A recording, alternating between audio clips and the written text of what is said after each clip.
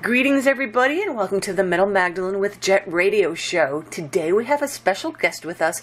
We have Mark Briody from the metal band Jag Panzer. Welcome to the show, Mark. Hey, good to be here. Thanks for having me. So, Mark, Jag Panzer's been around now for, oh my God, over 35 years. So, tell us a little history behind the band. We started, three of us in the band have known each other since we were 6 years old. Our singer Harry grew up about 6 houses up from me. Bass player John, 2 blocks over, and we started when we were kids. We were doing our first demo. I wasn't old enough to drive, so my mom would have to take me to the recording studio. So despite being around for many, many, many years, you got to keep that in mind. We started as teenagers. And what was it like back then? I mean, like you said, you started as teenagers, your mom's driving you around and stuff. But I mean, what were like some of the early shows for you guys? And what was the vibe like at those shows back in the day? Oh, the first show we did was, we had to beg to get the gig because clubs here didn't allow original music. So we started off, we would do cover tunes. And then we would play an original song, and Harry would say, this song is B-side import of Black Sabbath's Paranoid single. And after every gig, we'd always have some drunk guy come up and say, I got that single. You guys sound great on it.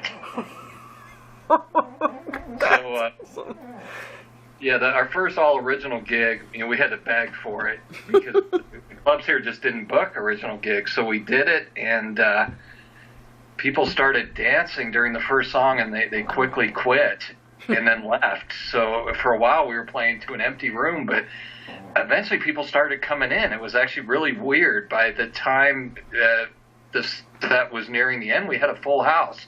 So then we were kind of welcomed to all the clubs here in Colorado then, which was really cool. So we sort of blazed a trail for original metal here. Well, I was going to say, too, you guys sound like you were like the pioneers there in Colorado. What were, some of were there other bands around? What was going on with like the music scene? You said there was a lot of cover bands.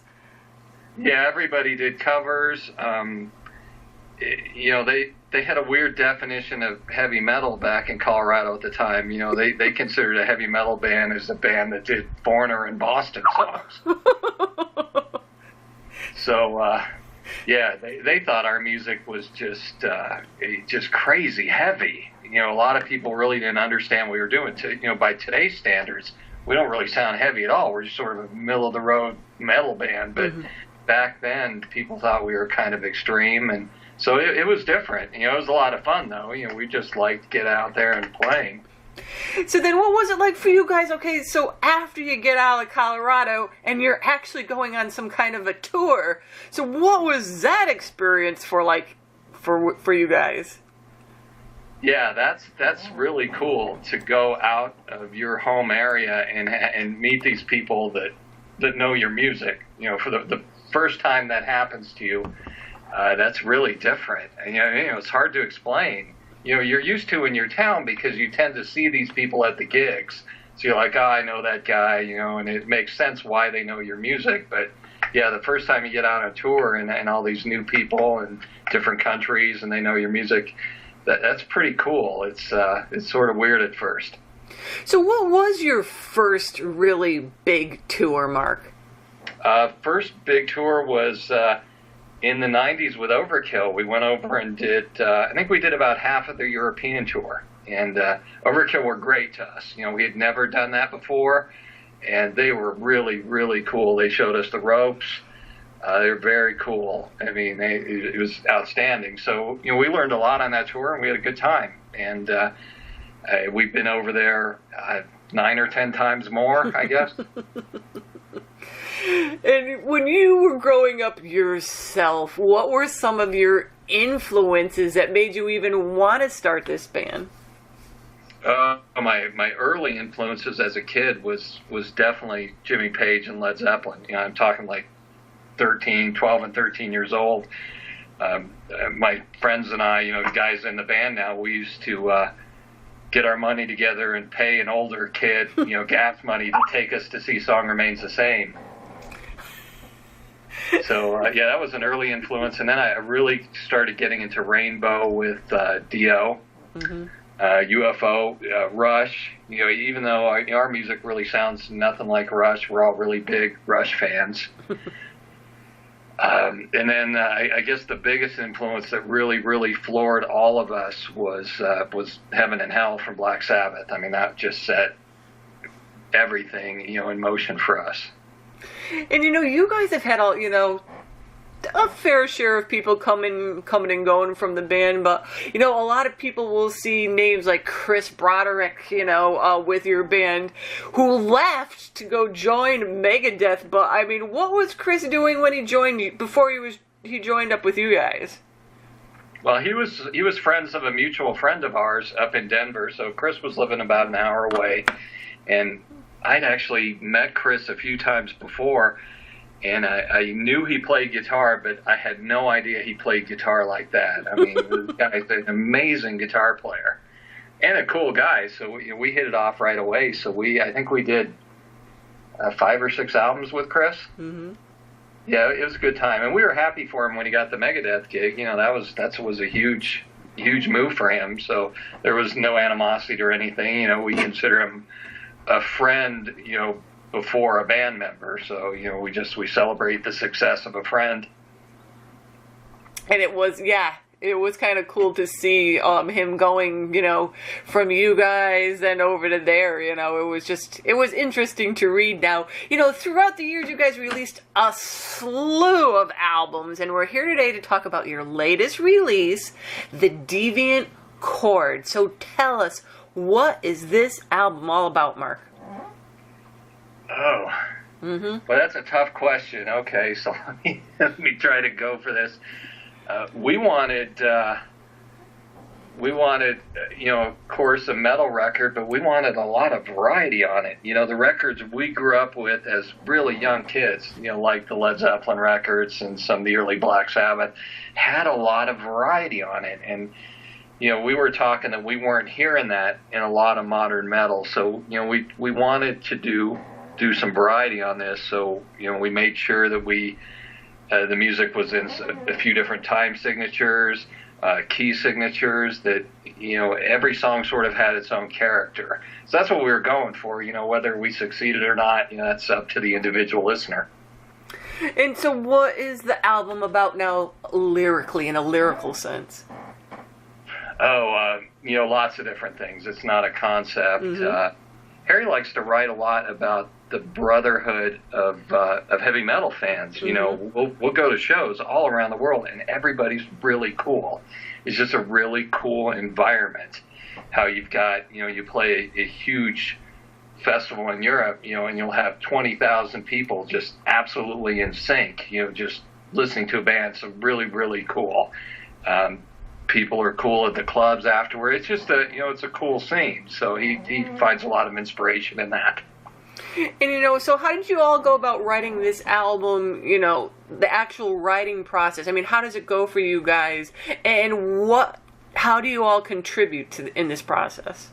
The writing all starts with me. And I'm a pretty terrible drummer and an equally bad bass player, but I can get by.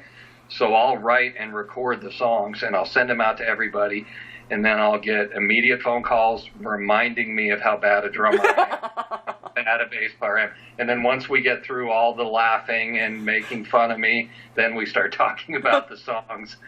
And those guys will start offering suggestions to make things better. So then the next step is Harry, our vocalist, will come in, and him and I will redo the songs. We'll take everybody's suggestions and redo it, try to make it a little better, send that out again to everybody. And we go back and forth like this. Some of these songs we did 6 different demos. I mean, completely finished demo versions of the song. So although the song starts with me, by the time it ends, it's got everybody's stamp on it. Now, do you guys record locally? Yeah, we do. I have a studio myself. Actually, there's only 3 of us in Colorado. Our drummers in Arizona and our lead guitar players in Los Angeles. So the ones locally do record at my house. We've been at my studio for the past 7 albums now. it works out all right. It's a comfortable environment, and I put some time and money into making it a professional studio environment, so it served us well. So tell us a little bit now about the cover art, what it depicts, and a little bit about the artist. Well, the cover art, I've always wanted to do a mad scientist theme for years, because we grew up here in Colorado Springs, and that's where Nikola Tesla had his famous laboratory. His laboratory is probably about 5 miles from where I'm at now. So we grew up with a story. They called him a mad scientist then. I mean, he was here in the late 1800s, and we'd just gotten a power grid in town, and he knocked it out for the whole town. I mean, doing these crazy lightning experiments. So they called him a mad scientist. So we sort of grew up with those stories. So I've always wanted to do kind of a mad scientist themed graphics on the album. I wanted, pictures of the band's heads in jars and just the whole thing. But finding the right artist to do it is what's taken a while. So I spent a good year and a half looking at artists. I went to Comic-Con and probably talked to 20 artists. I probably contacted another 10 or 20 more that I saw online until we found Dusan. He's a Serbian artist, and his work is just great. And him and I talked, and we were really, really in sync with what I wanted to see for an album cover.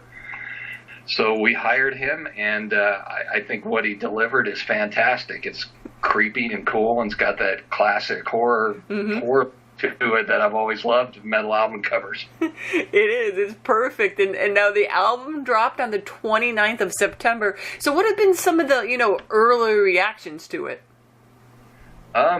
People seem to like it, which is, that's always good to hear.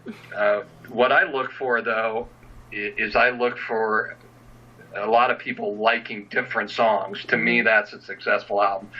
If somebody says, Dare is the best song, and someone else said, no, Blacklist is the best, or someone else says, Fire of Our Spirit's the best. If I hear a lot of that, I consider an album a success. And I am hearing a lot of that, so I'm pretty pleased with the feedback so far.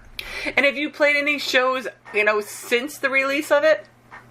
No, we did some shows, we did Colorado and San Diego a couple months before the release, but we didn't play anything on the new album, so we haven't played yet. We're getting a lot of tour offers, so we're just trying to field them and sort things out and see what's going to be the best. And I can't wait. I'm dying to play these songs live.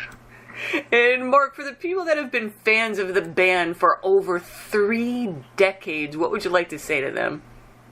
Oh, thank you. Our core fan base is fantastic. I mean, it just is really cool. You couldn't ask for a better fan base, I think. They're very supportive.